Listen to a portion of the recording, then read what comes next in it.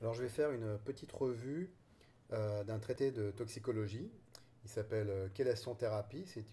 C'est un traité qui a été publié en 2016 et qui a été écrit par trois universitaires qui ont 50 ans d'expérience en la matière.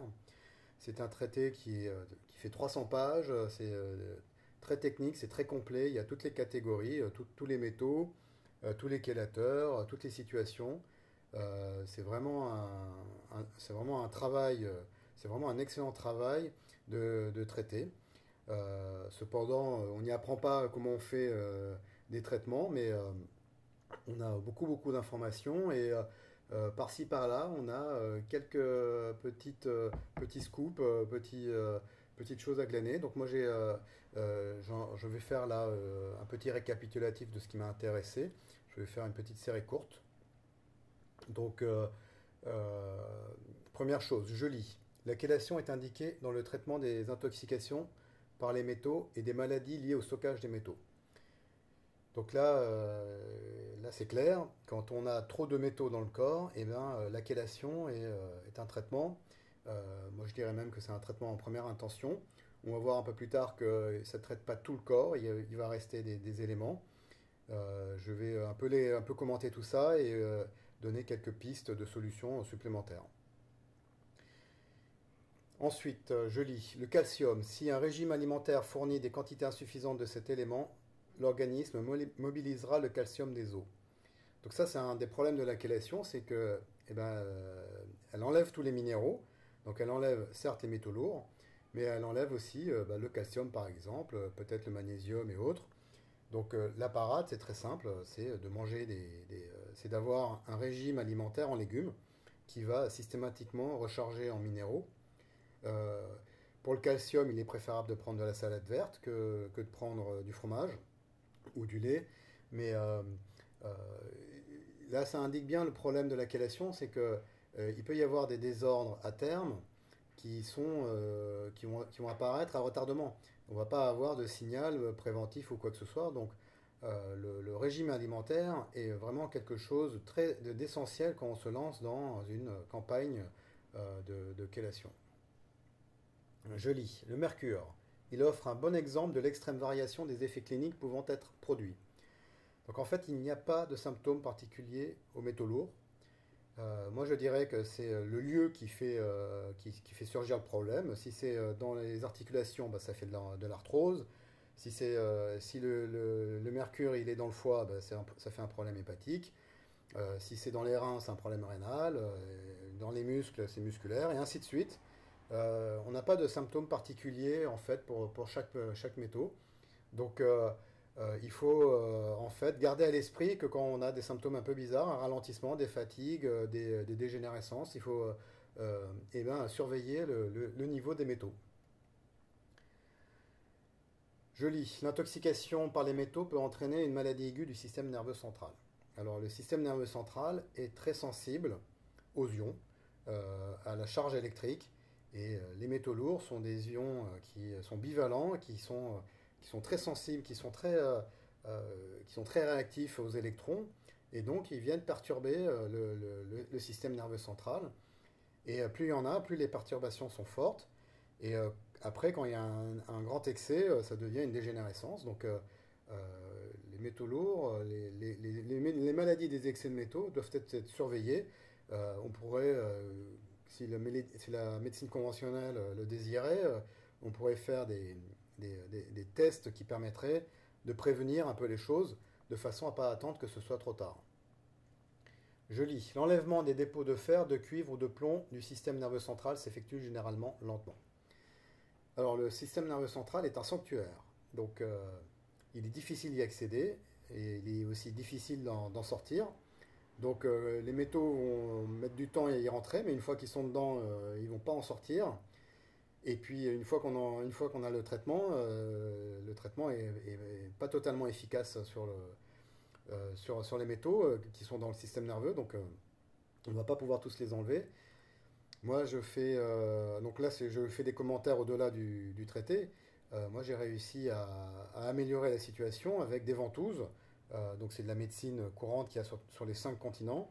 Et le long de la colonne, et surtout en haut du dos et en bas de la nuque, il y a une épine vertébrale qui est assez grosse, et là, une grosse ventouse permet de, d'aspirer un petit peu la matière qui est autour des colonnes, et par succion, il va y avoir du matériau qui est dans la colonne vertébrale qui va sortir.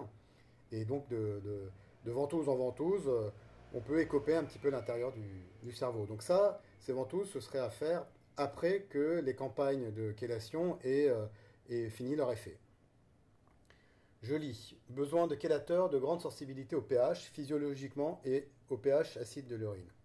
Donc ça, c'est un des problèmes du chélateur, c'est que c'est une molécule qui est sensible au pH. Le pH, c'est la ionisation de l'eau. Donc est-ce qu'elle est négative, est-ce qu'elle est positive? Et si on passe d'un pH acide à un pH alcalin, eh bien, il va y avoir un changement de forme de la molécule et il va y avoir un changement d'affinité de la molécule avec les métaux lourds. Donc quand on solubilise le pH dans une eau alcaline par exemple, on la boit et puis ensuite elle va circuler dans le corps, elle va se charger en métaux lourds et si elle arrive dans un organe qui est acide, eh bien, la molécule chélatrice, elle va changer de forme, elle va libérer son métal et donc ça pose problème. Donc le remède à cela, eh bien, c'est de fixer le pH.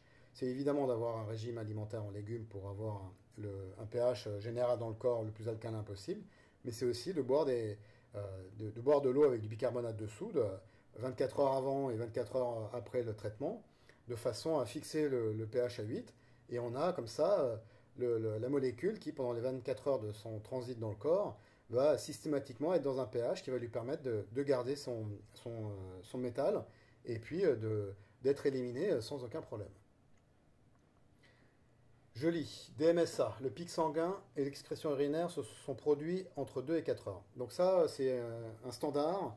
1 heure et demie après le traitement, on fait le recueil d'échantillons d'urine pour faire le test, pour faire les analyses en laboratoire. C'est le moment où il y a le plus de métaux lourds qui sont en circulation. Et donc ça permet d'avoir le plus fort taux en fait. Donc ce délai entre 2 et 4 heures, c'est valable pour tous les produits qui sont hydrophiles, donc DMSA, EDTA, et puis le DMPS. Mais il y a une deuxième catégorie de chélateurs qui sont lipophiles, donc l'acide alpha-lipoïque, le British Anti-Lewis, le dimercaprol. Et ça, les temps de réponse sont plus longs parce que la molécule, elle doit circuler dans l'huile, donc elle doit d'abord passer par l'eau, rentrer dans l'huile, sortir de l'huile, donc c'est plus long, mais ça peut se faire avec un recueil d'urine sur 24 heures. Je lis. Le DTA est indiqué dans l'intoxication aiguë et chronique au plomb. Alors le DTA est une molécule chélatrice très efficace. Elle n'est pas bien connue dans le monde des intoxiqués. Le DMPS est très reconnu, il est très cher, il est certes très efficace et il est un peu plus sûr que les autres. Mais le DTA et le DMSA sont des très bons chélateurs et à eux deux, ils offrent une alternative peut-être plus intéressante que le DMPS et le DTPA associés ensemble. Donc le DTA et le DMSA ne sont pas du tout à négliger, ce ne sont pas du tout des petits chélateurs. Le DMSA, c'est le chélateur pour les enfants, mais il marche très bien pour les adultes, il marche très bien pour le plomb aussi. Il a une certaine affinité avec le mercure et avec d'autres métaux. Donc le DTA et le DMSA, en France, ils sont en vente libre. Et si on en prend de façon rigoureuse, c'est-à-dire on n'en prend pas trop d'un coup et de façon chronique, on n'a aucun problème et on a des solutions qui sont très efficaces pour une grosse gamme d'intoxications en métaux. Donc voilà, ce sont des molécules justement à privilégier parce qu'elles sont pas chères et efficaces. Je lis. Dans le diagnostic de l'intoxication par le plomb, des difficultés peuvent survenir lorsque l'exposition a cessé il y a quelque temps et qu'une grande partie du plomb a été transférée du sang vers les os. Un test de provocation à l'EDTA a également été utilisé pour estimer la charge corporelle en plomb. Cependant, les valeurs de référence ne sont pas définies pour ce test et la justification de l'utilisation du test EDTA a été mise en doute. Alors là, on a deux choses. On a une première chose, c'est que une fois que donc on a du plomb là qui n'apparaît pas dans le sang et qui est stocké dans les os, et pour aller le chercher, on envoie le chélateur. Et donc là, on peut faire des analyses après chélateur et on va voir qui sort. Mais on a une deuxième chose qui est très étonnante, c'est qu'on n'a pas les références en population générale de ce test, Et donc, quand il y a du plomb qui sort avec ce test, et ben, officiellement, au niveau scientifique, c'était comme s'il n'y avait pas de plomb qui sortait parce qu'on n'a pas fait les références. On ne sait pas dire, la science aujourd'hui ne sait pas dire si 1 kilo de plomb est très toxique ou pas. Si quelqu'un qui sort 1 microgramme de plomb, est-ce que c'est toxique ou pas? Est-ce que si 10 microgrammes, 1 kilo, on ne sait pas. Et donc, on peut pas dire si quelqu'un qui sort beaucoup beaucoup de plomb est intoxiqué ou pas, faute de référence. Et ça, c'est très étonnant que ce traité-là ne souligne pas ça.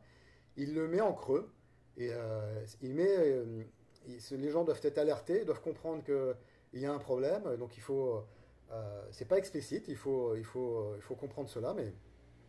Et là, on a donc aujourd'hui tout un panel de maladies, donc la sclérose en plaques, le cancer, l'Alzheimer, qui ont officiellement aucun lien avec les métaux parce que dès qu'on en sort avec le chélateur, eh ben, c'est non reconnu faute de référence en population générale. Donc c'est un véritable problème de santé publique. Je lis. La pharmacocinétique de l'agent chélateur est également très importante, notamment si le complexe chélateur et le complexe métal-chélateur formé sont hydrophiles, avec pour résultat une excrétion rénale accrue, ou lipophile, avec pour résultat une excrétion biliaire accrue ou un dépôt cérébral. Donc là, on a les deux catégories de chélateurs, hydrophile, lipophile, avec les deux voies de sortie. Quand c'est hydrophile, c'est les reins, et quand c'est lipophile, c'est le foie. Et donc ça veut dire que quand on fait une chélation, il faut que ces deux organes fonctionnent. Alors il y a le traitement de ces organes, ça existe, hein, des bains froids, il y a des cures pour les reins, il y a des cures pour le foie. Donc la cure Clark pour le foie, pour les reins c'est une cure avec du pissenlit, ou non, du persil, pardon. Avant de se lancer dans des cures et que les émontoires ne sont pas en place, et ben, il faut les retaper. Ça peut se faire rapidement. On trouve toutes les informations sur Internet. Et on retrouve ici, dans ce texte aussi, le fameux dépôt cérébral. Dans ce traité, il ne dit pas quelles sont les causes de ce dépôt cérébral. Moi, je l'attribue au fait que le cerveau est un organe qui est en activité permanente, c'est un organe qui utilise 20% de l'énergie pour 2% du poids. Donc c'est un organe qui est toujours sollicité et donc il produit énormément d'acidité. Et le fait qu'il produise de l'acidité le rend acide et va exposer le chélateur à faire un accident parce qu'il va libérer sa proie. Donc la solution, c'est des bains froids parce que les bains froids vont multiplier les capillaires et la multiplication des capillaires va permettre une très bonne irrigation, une très bonne vascularisation et une très bonne élimination des éléments toxiques et des éléments acides. Et à cela, au bain froid, il faudrait associer donc un régime alimentaire en légumes pour qu'il n'y ait pas d'acidification générale, d'acidose du corps. Donc ce dépôt cérébral, on pourrait, selon moi, selon mes informations à ce jour-ci, on pourrait le prévenir avec les bains froids et le régime alimentaire. Je lis, le chélateur devrait être suffisamment lipophile ou de petites molécules pour imprégner les membranes par diffusion ou par un support de membrane et ainsi distribuer au site intracellulaire de stockage des métaux. Donc ça c'est très important. On a ici le chélateur lipophile qui va plus loin que le chélateur hydrophile. Alors c'est d'abord un danger et c'est ensuite une solution. Le danger c'est que si on envoie le chélateur lipophile tout de suite, eh bien, il va se charger en métaux dans la lymphe, dans le circuit hydrophile. Il va arriver dans la cellule, et puis si la cellule est un peu acide, le chélateur va décharger. Parce qu'il y aura un changement de conformation. Donc l'idée, c'est d'abord de nettoyer la lymphe complètement avec les chélateurs hydrophiles, donc DMSA, EDTA et DMPS. Et une fois que c'est complètement nettoyé, eh ben, on envoie le chélateur lipophile qui lui va arriver vierge dans la cellule et va pouvoir capter. Et si la cellule était un peu acide, ben, c'est pas grave, la molécule chélatrice n'aura pas chargé et donc il n'y aura pas d'incident. Quitte à envoyer en même temps que le chélateur lipophile les chélateurs hydrophiles de façon à assurer une continuité lors de la sortie, une reprise des métaux. C'est pas impossible, il n'y a pas de souci à cela. Le seul souci, ce serait d'augmenter la déminéralisation, donc l'extraction du calcium et du magnésium. Mais si on a un bon rythme et si on a un régime alimentaire en légumes, on doit pouvoir avoir une cadence de chelation assez élevée, c'est-à-dire une dose de chélateur une fois par semaine au maximum, ou comme on fait à l'hôpital, une fois par mois. Je lis. Afoschian et Hall ont utilisé le test de mobilisation du DMPS pour étudier l'exposition au mercure et la charge systémique en mercure dans des populations sans exposition professionnelle au mercure. Dans un groupe de volontaires, une corrélation statistiquement significative a été observée entre le score à l'amalgame, nombre et taille des amalgames dentaires, et l'excrétion urinaire du mercure provoqué par le DMPS.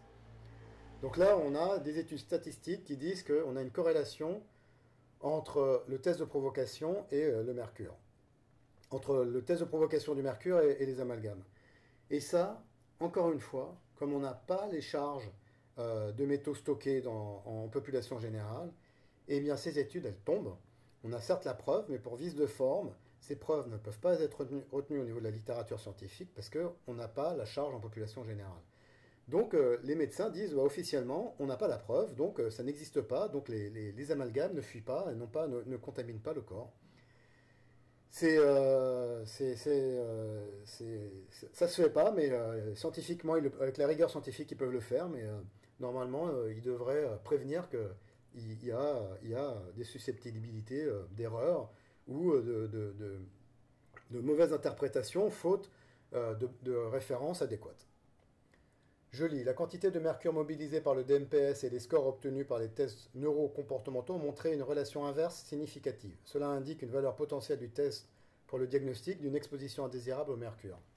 Donc ça veut dire que les gens qui ont beaucoup de mercure dans le corps avec un test au DMPS, eh bien, ils ont des troubles neurocomportementaux.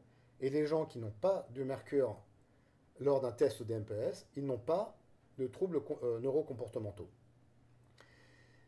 Et donc ce test au DMPS, alors DMPS ça peut être le DTA ou au DMSA, hein, c'est pas propre au DMPS. Ce test pour ce traité de toxicologie, il est éligible au diagnostic. On peut faire des corrélations entre des comportements et des charges en métaux. Mais encore une fois, comme on n'a pas la base, les références en population générale, et ben ces études statistiques tombent pour vice de forme. Et donc, l'intoxication n'existe pas. Et donc, officiellement, on ne connaît pas les causes de ces comportements. Je lis. Les symptômes neurologiques ont commencé à diminuer 6 mois après le début du traitement par chélation et avaient complètement disparu après 2 ans de chélation. Alors ça, c'est des choses qu'on retrouve souvent. Le traitement dure 2 ans et les premières améliorations apparaissent après 6 mois. Mais parfois, ça peut être plus rapide et des fois, ça peut être beaucoup plus long. Donc, il n'y a pas de règle générale, mais il y a une moyenne. Et on a aussi, les traitements peuvent durer au-delà des 2 ans, même s'il n'y a plus d'amélioration, parce qu'il y a un relargage des métaux par les os. Donc, une fois tous les 6 mois, il faudra refaire un petit traitement pour balayer ce qui est en excès et qui ressort. Je lis. Compte tenu de l'importance des ions métalliques dans les fonctions normales du cerveau humain, il n'est pas surprenant que la dérégulation de l'homostésie des métaux ait des effets néfastes sur les fonctions cérébrales. Un nombre croissant de données corrobore l'idée selon laquelle les métaux, le fer, le cuivre, qui sont actifs dans l'oxydoréduction, peuvent générer un stress oxydatif et une inflammation, accélérant ainsi le mauvais repliement et l'agrégation de protéines associées aux maladies neurodégénératives. Donc là, on retrouve dans des maladies neurodégénératives, Parkinson, Alzheimer, on retrouve un excès de métaux en fait dans les plaques. Et aujourd'hui, comme on n'a pas les références en population générale, et ben, du vivant du patient, on ne peut pas lui dire qu'il a une intoxication au cuivre ou une intoxication au fer. On doit lui faire une analyse qui est stricte au sang et où l'intoxication n'apparaît pas. Et donc, il pense qu'il n'a pas de surcharge dans le cerveau, alors que on a ici un cofacteur des maladies neurodégénératives qu'on pourrait traiter, mais faute de base de référence, on ne peut pas le faire. Et donc, aujourd'hui, en France, on a 1 million d'Alzheimer, et ils ne sont pas diagnostiqués, pas traités, faute de base de référence. Je lis. Une faible exposition au mercure chez les enfants peut résulter de l'ajout de l'agent antiseptique thiomésal dans les vaccins. Le thiomérsal est métabolisé en éthylmercure dans le corps humain. On a prétendu que ce mercure, même à des doses infimes, pouvait entraîner une maladie grave de l'autisme. Cette hypothèse a conduit à la proposition d'une chélation du mercure avec le DMPS ou le DMSA comme traitement de l'autisme. Cependant, Cependant, aucun article revu par des pairs n'a signalé un excès de mercure dans le sang, l'urine ou les cheveux des sujets atteints d'autisme. Les revues critiques ont conclu que le soutien scientifique à la chélation du mercure dans l'autisme fait défaut. Donc là, on a toujours la même chose. On a la suspicion de métaux lourds pour l'autisme. On fait des analyses dans le sang, on ne trouve pas. Donc, il n'y aura pas de lien officiel. Et on n'a aucune étude qui va chercher un lien entre l'autisme et le métal stocké, donc le métal qui est dans les tissus, de façon à voir s'il y aurait une corrélation entre l'autisme et le mercure. Et même si on la faisait aujourd'hui, même si on avait des études qui essayaient de faire une corrélation entre le mercure et le test de provocation, eh ben, la preuve tomberait pour vice de forme parce qu'on n'aurait pas les références en population générale. C'est toujours la même histoire qui revient.